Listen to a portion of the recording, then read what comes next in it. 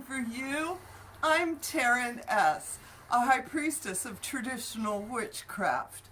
I'm a Crossroads witch, where we embrace both the dark and the light. And I've been brewing magic for almost 40 years now. Come on in, let's brew some together.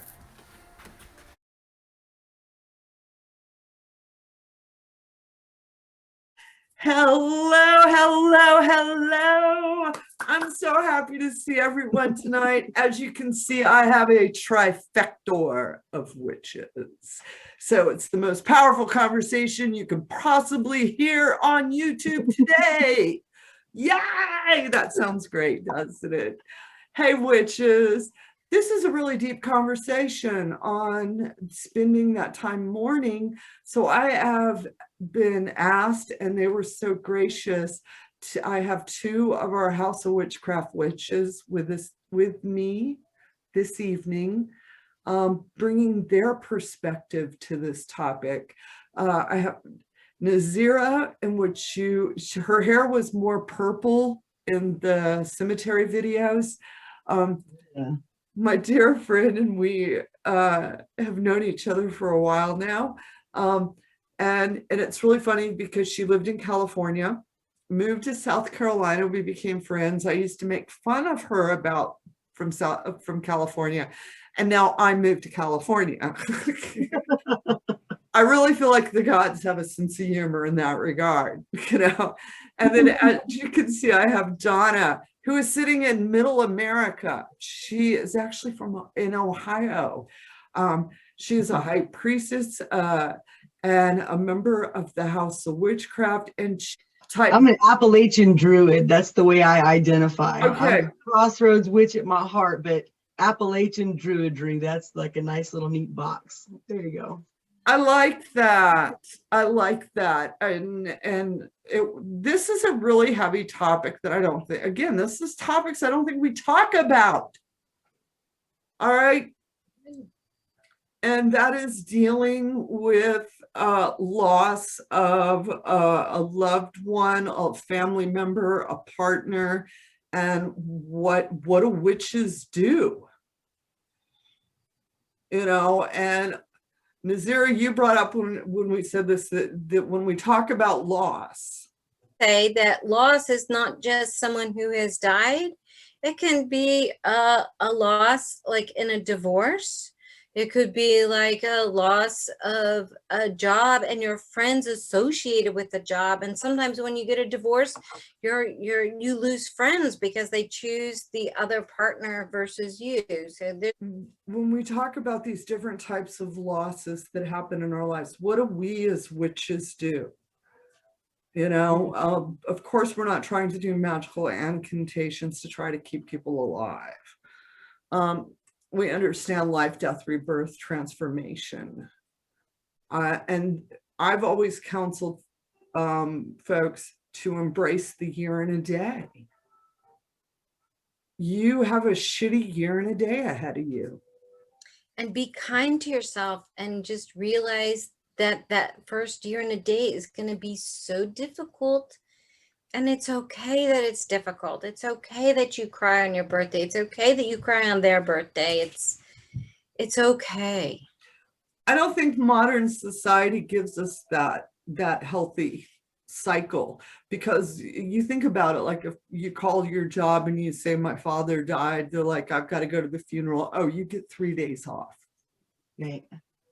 If it's your father. Right. If it's your cool uncle, not so much, depending on where you were.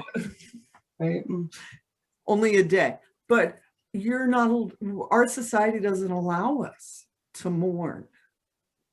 Modern society's taken this away from us. And I'm not saying some nefarious deep state. I just think it's the way it is. Where, you know, you get a couple of days off and then you're supposed to get back to work and be productive, happy, and act like nothing happened. Yeah. You know, there's a hole in your heart. When someone dies, they pull out that cord because they're no longer there to feed into your heart chakra. And it's just, it is a psychic fact that you really, people talk about the pain in your heart. It is a valid pain. That Mhm. you had a heart cord with someone, and when they die, a lot of times that heart cord is ripped out, and that's where you have that hole in your heart. And like Taren was saying, it's not like in the, I don't know if we ever did in the old days, but when you would go to a funeral, you would, I put white roses on my mother's grave, and I gave them to everyone so that they would send the energy from them, that was her energy, into her, so she could move on to her next step, and that we could heal our hearts because we were Mhm. missing her. And that isn't done.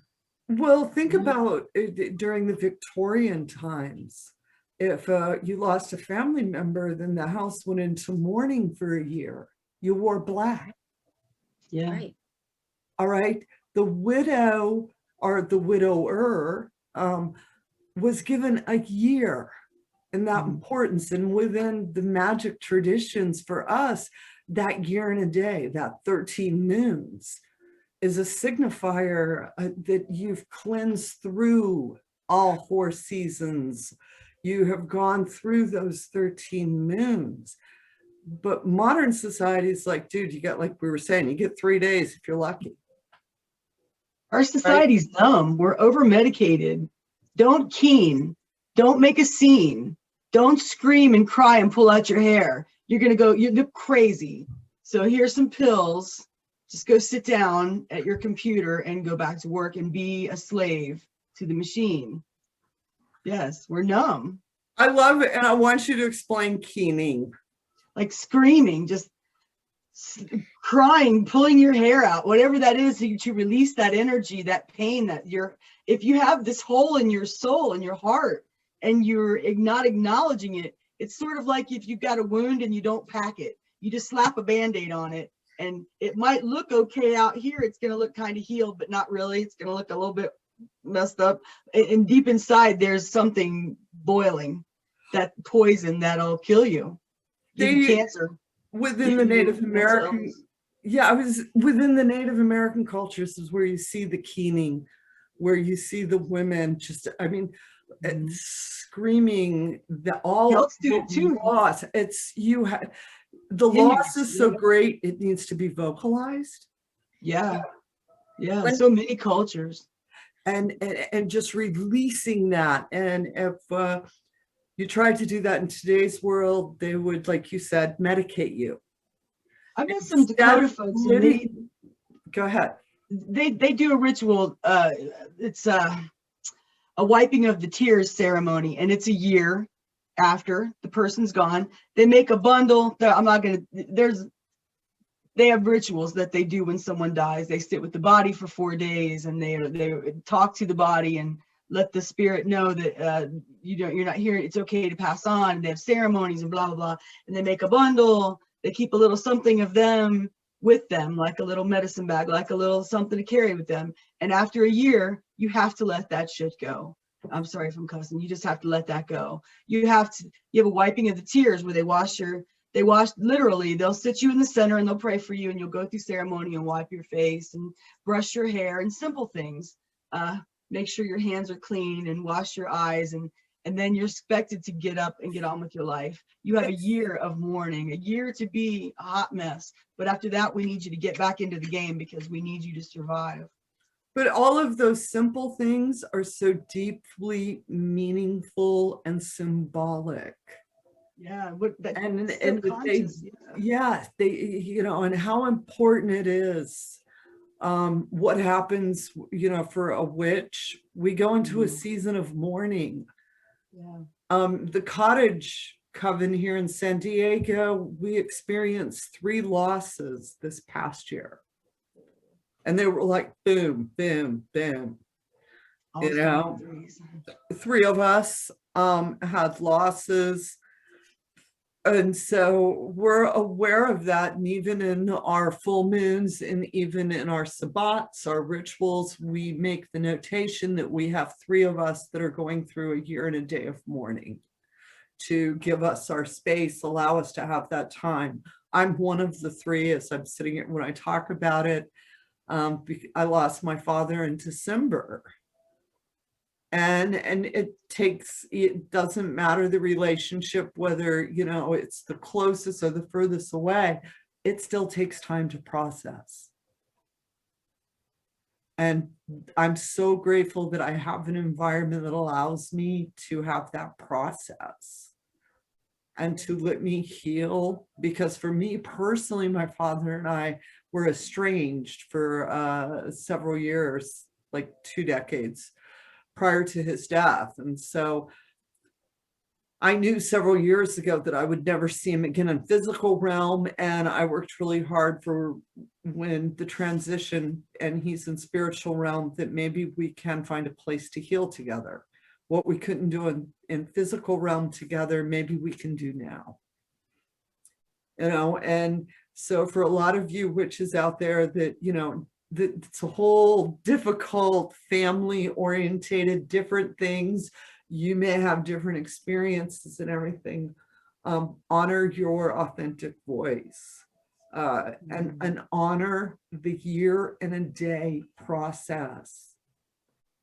How important it is to have and allow yourself. I love Nazira was saying, you may laugh on their birthday and by that afternoon be crying on it.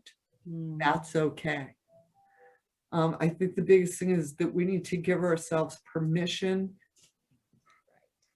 and not do what modern society is trying to make us do, that 3-day, 72-hour healing. It's like a microwave button. Yeah. And you're like, it's going to take my soul 4 seasons for me to put it together. Healing's going to take many years, you know. Make you stronger. It does. But we had so many beautiful rituals and ancient cultures that allowed this year and a day to happen. During that year and a day, I set up a little altar for my father.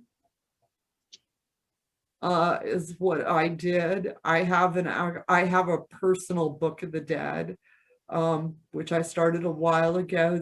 That I have a journal that anybody that's died in my life, I have it in my book. Because I actually have Victorian books of the dead, and that's during the Victorian times. They actually took pictures of dead people, made photo albums, showed them off to people. Years ago, I started my own Book of the Dead, and it's sort of sad that I put names in it, but my father has his page in my Book of the Dead, and I open up my book and I put it on the altar during that year and a day time, because I consider him actively dead. After a year and a day, then he's just dead. Does that make sense? Yep. And I will say that, so both my parents are dead. So like on Mother's Day, especially when she first died, but it's been like 10, 15 years.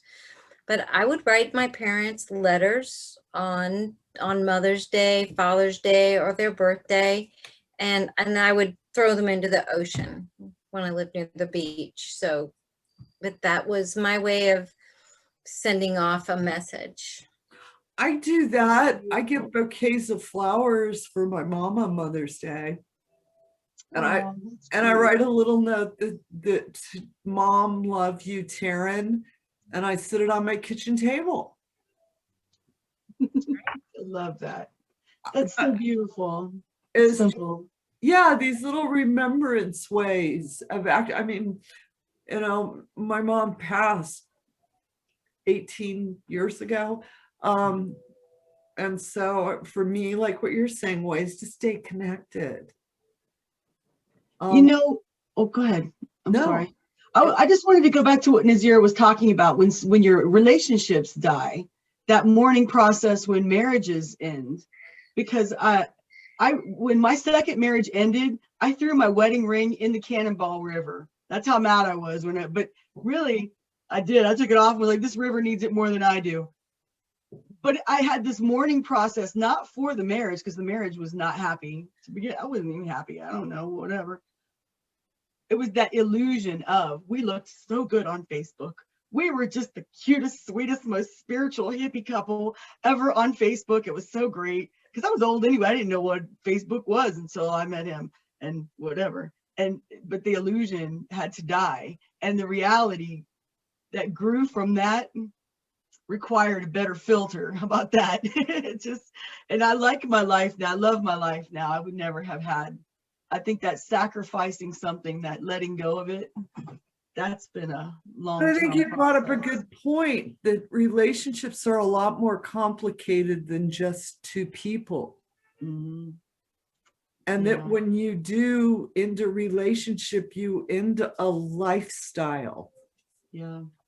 You know, it's social media, you may have where, you know, you like his family or her family better and you can no longer see them now. Oh, that morning. Yes. That's so sad. Lose your sister-in-laws and stepchildren. When you let go of a relationship, you have to let go of everything around it.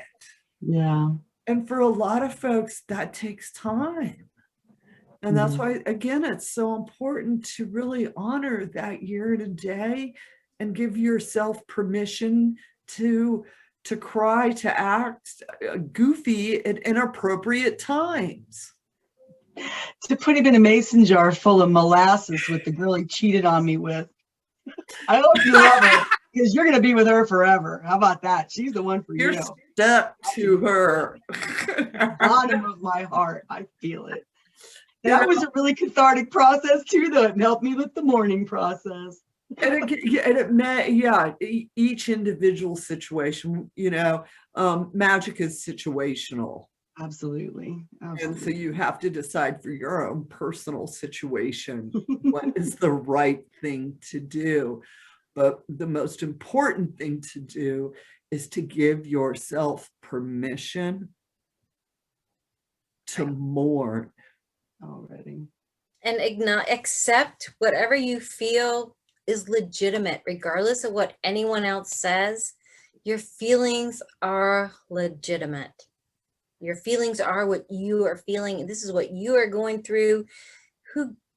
Whatever anyone else says, they're not in you. It's you. You got to honor what you're feeling. I think a lot of times folks try to give advice to be helpful. Right. You know, and it comes from a good place, but like you're saying, in the end, you need to honor yourself. Yeah. And it is so important when you are dealing with loss to acknowledge it, to feel it, to cry it, to keen, to scream it.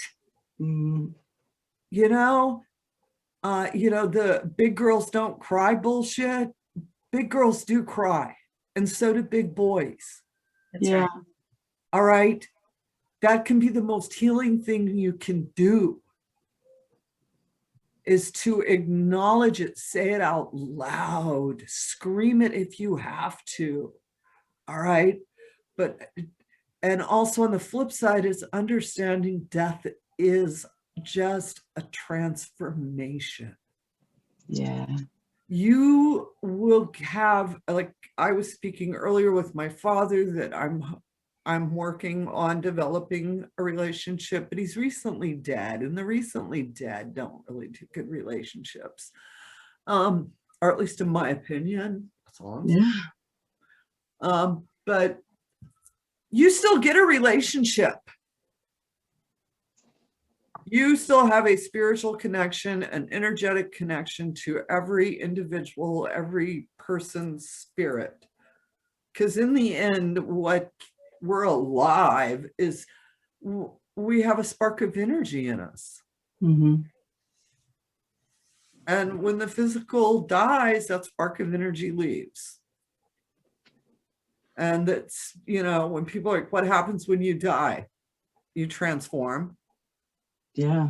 That's the scientific fact. Energy never dissipates. It just transforms. You know?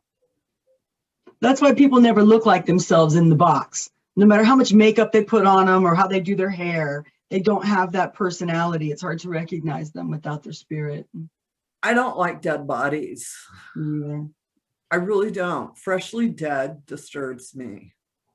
I realized that years and years ago. I mean, I'm Southern Conjuring witch. I'll dig up something out in a graveyard that's been out there for a while, but freshly dead, and I'm like, ooh, no, no, no, no, no, no. There, I get that. I have a very sense of like what you're saying, the facade, Mm. and that freaks me out when I see, the body laid out. I don't mind the body in its natural state, but once they've dressed it, I'm totally freaked out by it. It's morbid. Yeah, it's not my thing. Yeah, I don't know. Something inside of me does not agree with what's happening. Well, I think like what Donna was saying was the spark, the energy has moved on, and they put all that formaldehyde. It is just the body without the spark, so it definitely is not the same. Mm-hmm. Yeah, I get it. It's different, Mm-hmm. And this is where, for you witches who have been listening thus far to the conversation, first you get a good gold star for being this far into the video. I'd just like you need to put a gold star in your refrigerator. But that you have to really lean into the process and figure out what feels good for you. Mm-hmm. What feels right. In the South, we go through the viewing, the wake, and then the actual funeral, and then after the funeral, they all have to still come over to your house, and what processes, what parts you choose to take part of, and don't feel pressured to do things you don't want to, because what will happen is in 20 years, you'll be like, I wish I did. Yeah. All right. So make sure you're doing you when it comes to dealing with whatever loss. And as we spoke, losses are anywhere from physical, you've lost a person, or even a four-legged animal, one of our fur babies is a loss. Yeah. Don't diminish that loss. Don't be afraid to make a little altar for Fido. All right, whoever your Fido is, if you've had to say goodbye, yeah, they deserve a place, an altar, and you will have that same year and a day of mourning. And don't let people try to trivialize it. Society's already told you only get 3 days, so don't listen to those people's opinion. Mm-hmm. I'm like, I've too many times I've heard folks say, well, I wish I would have. I want to head to this. Hey, I really enjoyed your thing tonight, Donna. Your Thank you. I was gonna say, so did it was really good. I thank you. I appreciate your support. I really do. It was really good. and I don't think anybody of us ever said that, but I think everybody had a good moment. Oh, I think so. I think everybody did really enjoy it. And I hope so. I had a magical, sparkly moment when I wrote my things down, and felt like I had let go of some things. And I was very pleased with that. Thank you. It was perfect. And I love your marriage of Wiccan and Native American. I think that's brilliant, the way you brought them together and just beautifully blended them. Thank you. I'm so far from Wiccan.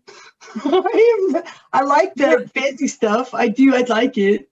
But it's like, we can still, within the tradition, our influence came in the 1970s, where we picked up the 3-degree system. My High Priestess took on the title of High Priestess. Prior to that, we were just mamas and papas. Right. All right. So don't ever be afraid to change. Yeah, I I mean, love that. you know, where we take that, what we've been taught, but we add our flavor. I took what Elizabeth and I take what Papa teaches me, but I still, it's me, Mhm. my flavor. And when I pass on, you pass on your flavor, showing folks that this is what I do so they can connect to you, but allowing space for them to develop their flavor. Mm. The whole Crossroads Witchcraft is something that you just kind of developed. Now, we've been standing in Crossroads for thousands of years, honey. It's not like I was the brightest witch in the room. You labeled it. I just said it out loud. I understand when you say something out loud, what happens. A lot of witches, a lot of magic folks relate to standing in those crossroads. They're not part of, and I think that we've had the past 20, 30 years in the magic community of, you got to pick a box. Mm-hmm. And that's the whole thing. Reason I'm a part of a pagan and witch community is I don't have to follow any rules. Right. But it was just this current, past couple of decades, and looking back into the Conjuring community, it's like, you don't have to pick. I was very lucky to straddle those worlds. I still do, of understanding I don't have to pick. I was a witch who walked into a voodoo shop. I will forever be that.